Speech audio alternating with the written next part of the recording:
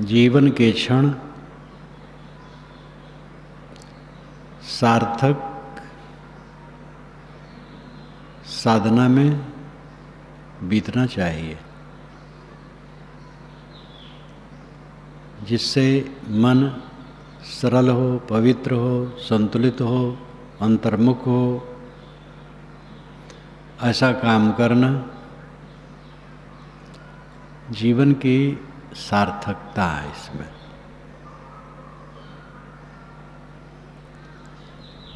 दुनिया की वस्तुओं को सोचना,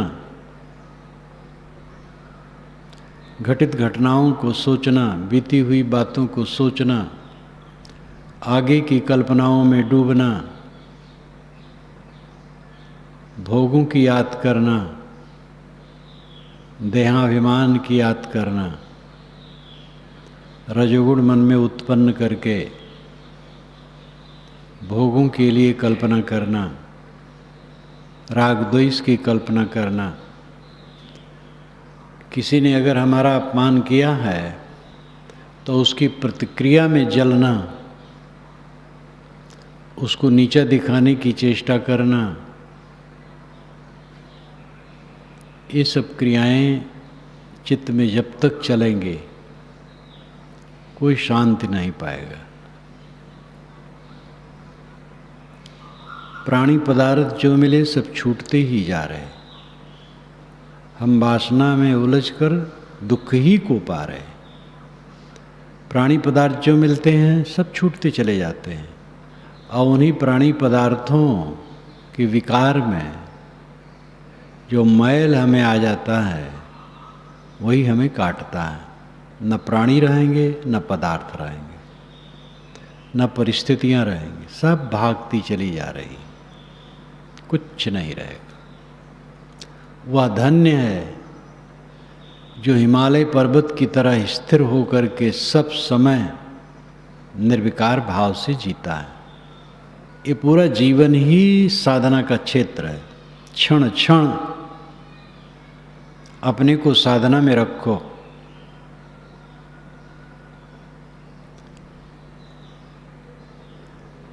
जीवन बीतता चला जाता है और मन में मैल भरा है, कब कल्याण करोगे? अंतर चिंतन करो, आत्मचिंतन करो, अपने को देखो, मन कैसा है। काम बहुत सरल है। मन की किताब को पढ़ना बहुत सरल है, लेकिन यही बहुत कठिन है। बड़े बड़े विद्वान नहीं पढ़ पाते, विद्वान नहीं पढ़ पाते। स्वामी शंकराचार्य ने एक श्लोक में कहा, श्लोक तो याद नहीं, भाव याद है, विद्वान भी, और अप ये बहुत लगाए हैं, अपनाम भी, विद्वान भी हो, चतुर भी हो, शास्त्रज्ञ भी हो, शास्त्रों का सूक्ष्मदर्शी भी हो, कई विशेषण लगा करके सब में अपि अपि अपि अपि यानी भी ये भी हो, वो भी हो, भी हो, भी हो। लेकिन तामस से ढका हुआ अगर वो है तो बहुत समझाने पर भी सत्य नहीं समझ पाता। ये उनका कथन अनुभूत कथन है, तथ्य सत्य। जब तामस से चित्त ढका रहता है तो सत्य समझ में नहीं आता है। जब राजस से चित्त ढका रहता है तो स्थिरता नहीं आती, सात्विक वृत्ति उत्पन्न होती है, तब थोड़ा थोड़ा साफ होता है। पूर्ण सात्विकता के उदय होने पर साफ हो जाता है। लेकिन उस सात्विकता में अहंकार ना हो, केवल काम किया जाए। अपने अपने ढंग से सभी संतों ने कहा है,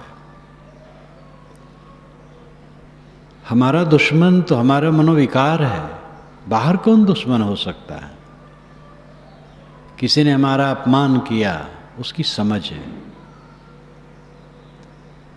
किसी ने हमारा सम्मान किया, उसकी समझ है, उससे हमें कुछ लेना देना नहीं। हाँ, जहाँ समझ में आवे ये खुराफाती चीज है, उससे हटे। कुसंग से दूर रहना बहुत जरूरी है। भाई केचुआ बना रहे, मूर्ख बना रहे, और कुसंग को छाती में चिपकाए रहे तो उसका कल्याण नहीं होगा, वो जलेगा, फिर उसी से जलता रहेगा। कुसंग का विश्वत त्याग होना चाहिए, शूरवीर होना चाहिए, स्मृत में होना चाहिए, जागरूक होना चाहिए, ठंडा नहीं, मूर्ख नहीं। कुसंग का त्याग करो, शुद्ध संग करो, शुद्ध संग में भी विकार ना आए। अच्छे लोग हैं वहाँ भी मन की मैल बनने का साधन हो सकता है। कई कारण होते हैं, बहुत अनुकूल लोग मिले, मोह हो गया तो गया काम, मोह नहीं हुआ तो अच्छे हैं, अनुकूल हैं, उनमें दोष देखने की प्रवृत्ति हो गई। 1000 अच्छाइयाँ हैं, एक त्रुटि की कल्पना कर ली तो विकार आ जाएगा। असूया दोष बहुत सूक्ष्म दोष होता है, गुणों में दोष खोजना। एक आदमी दूसरे के गुणों में दोष खोजता रहता है, इस प्रक्रिया से कभी भी कोई संतुष्ट नहीं हो सकता है। दोष हो तो सुझाव देना चाहिए। आसपास के लोगों में जो त्रुटि होगी, त्रुटि थोड़ी मोड़ी हो जाती सबसे, किसी से ज़्यादा हो जाती है, किसी से कम, किसी से नहीं भी हो सकती है, जागरूक होते होते नहीं होती, तभी तो पूर्णता आएगी। तो कोई से त्रुटि हो उसको संभालो, उसको बताओ, हमदर्दी से बताओ, प्रेम से बताओ, दुश्मन मान के नहीं। कौन दुश्मन है? गलती करता है समझा लो, उठा लो। तुमसे गलती हुई, विनम्र हो जाओ, शीतल हो जाओ, क्षमा मांग लो, फिर न दोहराना ही क्षमा मांगना है।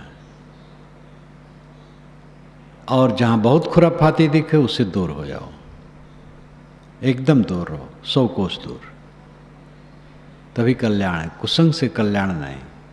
ये सब बुद्धिमानी और जागरूकता की जरूरत है। लेकिन किसी क्षण भी अपने मन में मैल रखोगे तो शांति नहीं पाओगे। दुश्मन लोग दूसरे को मान लेते हैं, पक्का दुश्मन हमारे अंदर में बैठा है, मन का मैल जो हमें रात दिन काटता है, और उसके निकल जाने पर कौन दुश्मन रह जाएगा? गाली देने वाला हमें, हमारा अपमान करने वाला, भरी सभा में हमारा अपमान कर दिया, उसका विचार था। आदमी के अंदर में जो रहता वही तो निकलता है। एक महात्मा को एक गाली दे रहा था, शिष्य ने कहा महाराज वो गाली दे रहा है, आप मीठी मीठी बात कर रहे हैं। तो कहे बेटा, हर वस्तु अपने रस को टपकाती है, वस्तु में जो रस है वही तो टपकेगा, उसके अंदर में जहर है वो टपक रहा, क्या मैं भी जहर धारण कर लो? एक ने दूसरे से कहा आप मुझे गाली दे करके देख लीजिए, मैं क्रोध नहीं करूँगा। तो उन्होंने कहा हाँ, तो मैं अपना दिमाग खराब कर लूँ आपकी परीक्षा करने के लिए। कुल अपने में विषमृत है, अपनी को शोधो, अपनी को देखो। हमारा कल्याण हो जाए तो कहीं अकल्याण है, हमारा कल्याण हो गया तो हम अमृत हो गए, और इर्द गिर्द रहने वाले जिनकी आंखें होगी वो देख सकेंगे, वो भी लाभ ले सकेंगे। ये भी पक्का है कि बहुतों की आंखें नहीं होती, बहुत अच्छे अच्छे पुरुषों के पास रहने वालों में भी सबकी आंखें नहीं होती, देख नहीं पाते। बलवंत सिंह गांधी के सेवाग्राम में रहते थे। सेग्राम मराठी भाषा में सेग्राम नाम था, लेकिन गांधी जी के पहुंचने पर थोड़ा सा परिवर्तन करना, सेवाग्राम हो गया। वो अवशेष अभी भी है, अब तो पर्यटक स्थल है। गांधी जी जहाँ बैठते थे और सब जगहें हैं, छोटी छोटी कुटिया। एक कुटिया बताई, इसमें जवाहरलाल रहते थे। जवाहरलाल जैसा पुरुष जिसके शौचालय में कोई अंग्रेज जब गया था तो उसकी हिम्मत नहीं हुई टट्टी करने। अरे कहे भाई इसीलिए बना ही है। उनके पिता बड़े बैरिस्टर, और जो उनका आरोप था इंग्लैंड और भारत, उनका लड़का जवाहर नेहरू, लेकिन वहाँ एक छोटी कुटिया में रहता था। एक बार जब पहुँचे तो कस्तूरबा से उन्होंने नमस्कार किया। कस्तूरबा ने कहा, बेटा खुश रहो, ईश्वर तुम्हें सुखी रखे। कहे, ईश्वर ईश्वर करती हो, ईश्वर बेकार की बात है, ईश्वर। वो थोड़ा उत्तेजना कहते ही थे, वो बेचारी हक्की बक्की रह गई, बोली वाली स्त्री। तो गांधी जी ने हंस करके कहा, अरे भाई, ईश्वर इसके कंधे में कंधा मिला के इसका काम नहीं करता है, इसलिए ईश्वर पर ये क्रुद्ध है। जवाहरलाल को कहे तो वहाँ बलवंत सिंह रहते थे, उनकी पुस्तक भी है। जब गांधी जी मर गए, वहीं थे वो, दिल्ली में मरे हो, तो सोचे कि अब वहाँ जाऊँ तो हमें घुसने भी नहीं देंगे लाश तक पुलिस, तो नहीं गए। फिर कुछ दिन के बाद घर चले गए। वहाँ से जब लौटे, एक बार सेवाग्राम आए, जहाँ गांधी जी बैठते थे, वहाँ भारा करके गिर पड़े, जोर से फूट के रो पड़े। उन्होंने खुद लिखा है कि गांधी जी के साथ रहते रहते मैं गांधी जी को नहीं समझ पाता था ठीक। उनकी महत्ता तो समझता था, कई बात मैं नहीं समझ पाता था, अब समझ पा रहा हूँ, अब अवसर निकल गया। पूरी दुनिया का इतिहास देख लो, अच्छे अच्छे लोगों के पास रहने वालों में कम लोग उनको समझ पाए। कोई समझ पाए ना समझ पाए छोड़ो, आपका काम है अपने मन को पूरा धो डालो, निर्मल, उसी से शांति मिलेगी। सुख से सोओगे, सुख से जागोगे, सुख से स्मरण करोगे, सुख से बैठोगे, उठोगे, लेटोगे, सब समय सुख सुख सुख सुख की धारा बहेगी। केवल अपने मन को निर्मल करने के लिए, लड़ने से नहीं, दूसरे को नीचा दिखाने से नहीं, दूसरे को तकलीफ देने से नहीं, षड्यंत्र करने से नहीं, कुचलने से नहीं, किसी की हानि करने से नहीं, और किसी को अनावश्यक श्रेय देते देते उसको पुलकाते पुलकाते नहीं। न्याय से रहो, विवेक से रहो, समझदारी से रहो, मूर्ख न रहो, विवेकवान रहो, सावधान रहो, संग कुसंग का ध्यान रखो, कुसंग का त्याग। खुराफाती आदमी से नमस्कार, दूर से नमस्कार, शुद्ध संग करो, लेकिन कहीं मोह ममता न करो। जागरूक रहने की जरूरत है, साथ साथ बच्चे का हृदय होना चाहिए, निर्मल, एकदम हृदय बालक की तरह रहे। कल्याण चाहते हो तो राजनीति करना चाहते हो, लड़ाई झगड़ा करना चाहते हो, भोग चाहते हो, पद चाहते हो, प्रतिष्ठा चाहते हो, उसके लिए गुत्थिम गुत्था करना चाहते हो, तब तो अंधाधुंध है संसार, जो जिनके मन में आवे सो करे। अंग्रेजी कहावत है, जिसका हिंदी अनुवाद है कि खुराफाती लोग जब और जगह नहीं पाते हैं तो राजनीति करने लगते हैं। खुराफाती लोग राजनीति करते हैं, तो उन्हीं के लिए रहने दो, अपने कल्याण का काम सोचो।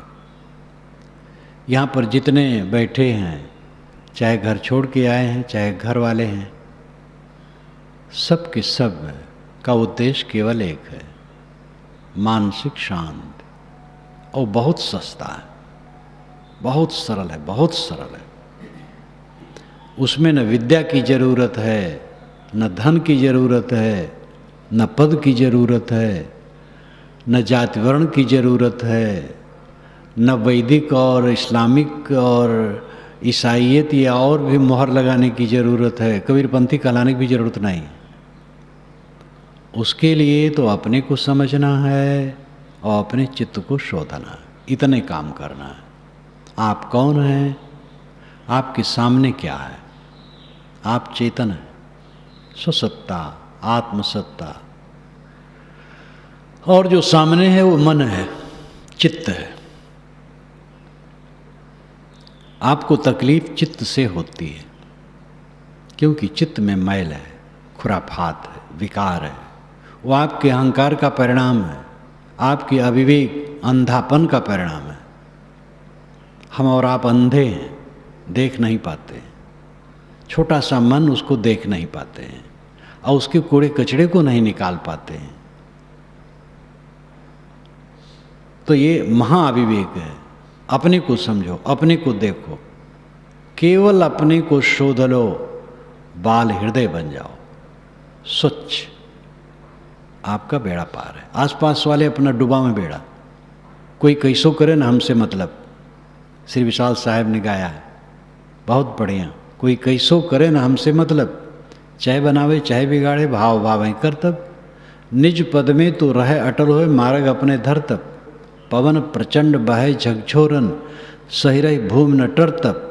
जो आवे त्यों देव फिर आई, धर दरबान पछर तब। लाभ दिखाए घुसन जो चाहते, हुए अगर जे मचल तब। पूर्ण आप चाहे कस पूर्ण, धारण भाव यही नहीं भर तब। तो और पंक्तियां हैं, कोई कैसो करे हमसे कुछ मतलब नहीं, चाहे बनावे अपने चाहे बिगाड़ दे, चाहे हमारे लिए भाव करे चाहे अभाव करे, हम अपने मार्ग को पकड़ते हैं। प्रचंड पवन बहता है लेकिन उसको सह करके जमीन अडिग है। इसी प्रकार हम अडिग हैं, सभी स्थितियों में अडिग हैं। जो आवे ते देव फिराई, धर दरबान पछर तब। दिल में जो कोई विकार आवे उसको विवेक वैराग का दरबान रख करके बता दो कि उसको धक्का दे करके निकाल दे, कोई विकार ठहरने न पाए चित्त में। लाभ दिखाए घुसन जो चाहते हो अगर मचल तब। कोई ऐसा भी आदमी हो सकता है लाभ दिखा करके घुसना चाहे, ये लाभ होगा, तो कहा दो हमें लाभ नहीं चाहिए। सदगुरु विशाल देव की वाणी, जीवन वैसा था, मन वैसा था, साधक थे, सिद्ध थे, परिपक्व थे। बड़ी बारीकी से मैंने उनको देखा और सन 53 में उनके दर्शन पाया, नवंबर में। उसके पश्चात वो फरवरी में तो आ गई हमारे गुरुस्थान पर, 1.25 महीना रहे समाज सहित। उस समय मैं भोजन बनाता था, बड़ा भंडारा, दर्शन उनके कर लेता था, कोई शब्द सुन लेता था। उसके पश्चात उनके पास जाने लगा बाराबंकी, तो एक बात कहीं बोल रहे हैं, आज कहाँ से आए हो, बस जाते समय पूछ लें कौन स्टेशन पर बैठे हो, फलाने स्टेशन पर सर। 2 मिनट गाड़ी रुकी थे, ध्यान दो, बस और कुछ नहीं। सन 58 से फिर हमारा उनका संवाद शुरू हुआ और निकटता शुरू हुई, 76 तक। 77 में शरीर छूटा उनका। सूरवीर संत, निर्मल संत, महान संत, एक एक वाणी उनके हृदय का रस है। कोई भी संसार सागर से पार होगा वीर बन करके, कायर बन करके नहीं। जो अपने मन द्वारा लतियाया जाएगा रात दिन, मन रगड़ रहा, प्रतिक्रिया में रात दिन रगड़ रहा, फलाने ने ऐसा कह दिया, फलाने ने अपमान कर दिया, हमारे छोटे ने ऐसा कर दिया जो हमसे छोटा है। अब अगर कहीं चेला कर दे, वो पुत्र कर दे, अरे भाई चेला पुत्र कुछ नहीं, ऊंच नीचे मध्य की बानी, एक है पवन एक है पानी। कौन छोटा है कौन बड़ा है, मर्यादा मानने वाले माने, तुम दूसरे की मर्यादा मानो। तुम्हारी मर्यादा कौन कितना मानता है इसकी परवाह न करो, सब बड़े, हमसे सब बड़े। ये भाव रखो, चित्त निर्मल रखो, निर्मल रखो, सदैव आनंद कंद रहो। मैल बना करके क्यों नरक भोगते हो? नरक तो अनाद काल से भोगते आए हो, आज भी नरक भोगो साधु भगत बन करके और सज्जन बन करके। कब स्वर्ग में पहुंचोगे? कौन दिन आएगा आगे? ये दिन क्या घटिया है? देखो सूरज उगा है लेकिन बादल ने उसको रोक रखा, उसके प्रकाश को। शीतल मंद सुगंध वायु, कितना बढ़िया सब वातावरण मिला है। आप उठ सकते हैं, बैठ सकते हैं, चल सकते हैं, बोल सकते हैं, सेवा कर सकते हैं और ध्यान कर सकते हैं। ये समय ज़्यादा दिन रहेगा? अचानक जाएगा।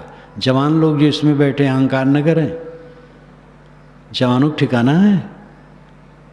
राम रूप ब्रह्मचारी हमारा सुंदर नौजवान, सुशील, प्रज्ञावान, अंतर बाहर बढ़िया, और घंटों में शरीर छोड़ दिया, कुछ पता न चला कि क्या हुआ। ऐसा शरीर है, किसी को कुछ पता नहीं, और रोज तो गल ही रहा है। कब काम करोगे? समय कब आएगा? आज खुराफात करोगे, कल्याण कब करोगे? सारे मन के मैल को रात दिन धो, स्वच्छ हो जाओ। कुछ साथ में नहीं, सब भागा जा रहा है। आए हैं ते जाएंगे राजा रंक फकीर, एक सिंहासन चढ़ चले एक बधे जंजीर। जो आए हैं जाएंगे, राजा रंग फकीर कोई हो, एक सिंहासन पर बैठ के जाता है, एक जंजीर में बंध के। निर्मल मन का मनुष्य सिंहासन पर बैठ करके जाता है, मैला मन का मनुष्य जंजीर में बंध करके जाता है। बस इतना ही फर्क है। जिसका मन निर्मल है हर समय कमल की तरह चित्त खिला रहता है, दुख है ही नहीं। दुख कहाँ है? दुख तो अविवेक में है, अज्ञान में है।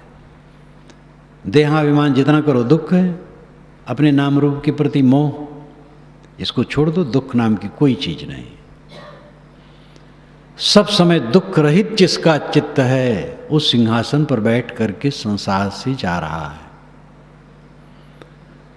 भूतेषु विचित्र धीरा प्रेतास्माल लोकादमृता भवन्ति। भूत भूत में, प्राणी प्राणी में जो अपने सजाति को देख लेता है, इस संसार से छूट करके अमृत हो जाता है। या मन गही जो थिर रहे, गहरी धूनी गाड़ी, चलती बिरियां उठ चला, हस्ती घोड़ा छाड़ी। इस मन को पकड़ करके जो स्थिर रहे और ज्ञान की गहरी धूनी जमा दे। अलंकारों में वचन है, ज्ञान की गहरी धूनी जमा करके और मन को पकड़ करके एकदम बैठ जाए। ये मुन्ना को इधर उधर कूदने न दे। चलती बिरियां उठी चला, हस्ती घोड़ा छाड़ी। चलते समय क्या होगा? हाथी घोड़ा सब छोड़ के चल दोगे। गृहस्थ लोग अपनी गृहस्थी छोड़ के चल देंगे, हम लोग ये मठ मंदिर छोड़ के चल देंगे। ये सभागार में बहुत दिन रहने की जगह थोड़ा है। सभागार से उठ जाना है। जिन कमरों में हम लोग रहते हैं वहाँ से उठ जाना है। उठा उठाया है कुछ है ही नहीं है, सब झूठ। जो हरदम सब झूठ नहीं समझेगा उसको शांति नहीं मिलेगी। लेकिन दूसरा खतरा है, जो झूठ मानेगा व्यवहार उसका ठीक नहीं रहेगा। ये भ्रम होता है अज्ञान से। जिन्होंने झूठ माना उनका व्यवहार खूब गहरा और चाण रहा। स्वामी शंकर ने सब झूठ माना और 32 वर्ष की उम्र तक में तो उनका शरीर छूट गया। और उसके अंदर वो कितना काम की, कितना दौड़ते रहे, लिखते रहे, पढ़ते रहे, जगत को जगाते रहे। उनके ऊपर ऑब्जेक्शन कि उन्होंने बौद्धों का नाश किया, बिल्कुल झूठ है। बौद्धों को उन्होंने नाश नहीं किया, अपना विचार कहा। ये तो झूठे लोग लिख डाले हैं। शंकर दिग्विजय लिख करके उसमें शंकर को बदनाम किया गया है। शंकर कोई राजा महाराजा नहीं थे कि बंदूक लेके चलते थे। शंकर तो सन्यासी थे। उन्होंने कहा है कोई हमारे साथ दुर्व्यवहार करे तो हमारे में प्रतिक्रिया भी नहीं होनी चाहिए। कैसा भला हो सकता है कि वो किसी बौद्ध का विनाश करे? इतिहास कहीं नहीं बताता है कि शंकर स्वामी ने बौद्धों का विनाश किया है। ये शंकर स्वामी के ही अनुगामी बिना समझे और अपने गुरु की बड़ाई करने के चक्कर में और शंकर ने सबको रगड़ दिया, सुधन्ना राजा को साथ में लेकर के। अपने ही अनुगामी खतरनाक होते हैं। हिंदू समाज का विनाश हिंदू करता है, इस्लाम का विनाश मुसलमान करता है, ईसाईयत का विनाश ईसाई, कबीरपंथ का विनाश कबीरपंथी। इस आश्रम का विनाश अगर कोई करने वाला होगा तो आश्रम में रहने वाले कुचक्री लोग हो सकते हैं। अगर ऐसे लोग पैदा हुए इसका विनाश कर देंगे।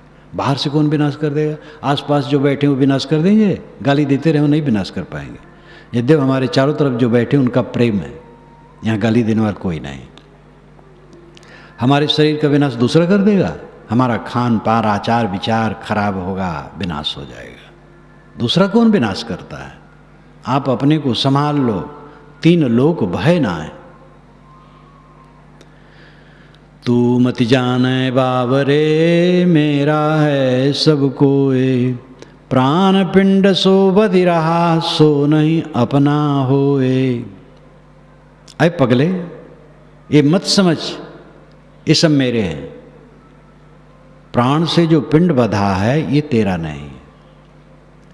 दर्पण में जिस चेहरे को देखता, आंख, नाक, दांत, गाल, मूंछ, वो अपना नहीं है, विदेश है, सब विदेश है।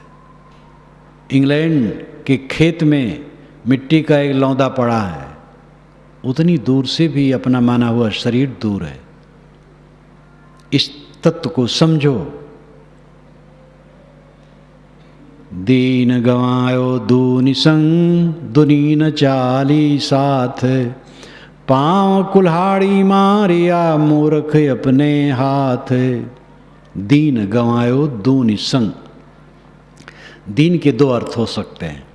दीन दिन, दिन दून के संग बिता दिया। दून नाम दूसरे के संग, मोह माया के संग, अपने आप में न रहा, पराया हो गया। दीन गवायो दूनि संग। दूनि संग, दूसरे के संग, द्वैत के संग, माया के संग, आत्मज्ञान, आत्म विचार, आत्म संयम में न रहा, बह गया चारों तरफ। और दीन का अर्थ अरबी भाषा के अनुसार धर्म है। वो धर्म संप्रदाय नहीं, दीन तो केवल धर्म है। मजहब संप्रदाय ये बाहरी है। दीन गवायो दूनि संग, दून दूसरे के संग में अपने धर्म को तो खो दिया।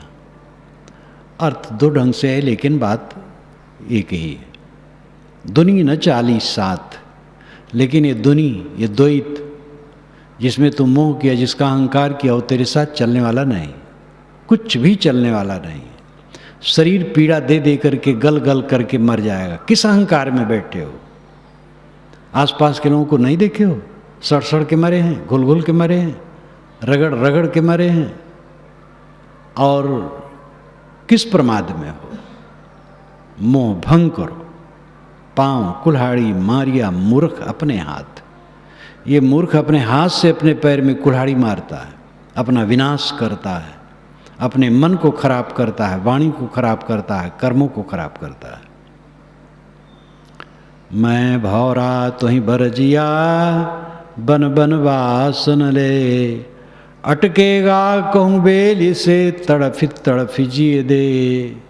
कितना मार्मिक है। तीर लगती है तो शरीरधारी को चोट होती, पत्थर को नहीं। जिसके हृदय में जितनी जगह होगी ये वाणियां चुभेंगी। पानी सर्वत्र बरसता है, टिकता वहां है जहां गहरा होता है, गहराई होती है। मैं भौरा तुहि बरजिया, बन बन बास न ले। अय भौरा, मैंने तेरे को बरजा रोका कि बन बन में सुगंधी न ले। अटकेगा कहूँ बेल से, तड़फ तड़फ जिए दे। अटकेगा कहीं बेल में, तड़फ तड़फ जिए दे। कटीले और जहरीले पौधे में, बेल में, लता में कहीं फंसा तो तड़फ तड़फ करके जान देगा। ये अन्योक्ति अलंकार है। कहा कुछ जाए अर्थ कुछ हो, ये अन्योक्ति है। सीधी बात है। ऐ मन भौरा, मैं तेरे को रोकता हूँ, बन बन बास न ले। ये दुनिया के उब्बन में मोह न कर। अशुभ में तो मोह कर ही ना, शुभ का भी अहंकार न कर, शुभ का कर्तव्य कर। अपने को हर समय मुझ में से सीख निकाल लेने के समान सारे प्रकृत जाल से, सारे दृश्य जाल से निकाल करके रखो। आत्मा शुद्ध, बुद्ध, निर्बल, निर्विकल्प, निराधार, असंग है, वही आप है। ये मन का व्यापार आप में नहीं है, विज्ञान का व्यापार आप में नहीं है। जो अहम महम होता है आनंद दुनिया की चीज़ों में, वो भी अपना स्वरूप नहीं है। अपना स्वरूप तो शुद्ध, शांत, निर्विकार है। इस भाव में जियो और कहीं अटको मत, नहीं तो तड़प तड़प करके जान दोगे। इसलिए सभी साधक, गृहस्थ हों, विरक्त हों, स्त्री हों, पुरुष हों, वे अपनी सत्ता को समझें और अपने आगे जो मन है उसको समझें। और सदैव मन को धुनते रहें, मन को धोते रहें, साफ करते रहें। मन संयत, शांत, सरल होगा तो हर समय सुख है। और जो मन में उलझा रहेगा, प्रतिक्रिया में, लोभ में, क्रोध में, काम में, मोह में, अहंकार में, वो जलता रहेगा। अपने को जलने से बचाओ। ऐ जेरा तय अपने दुख ही संहार।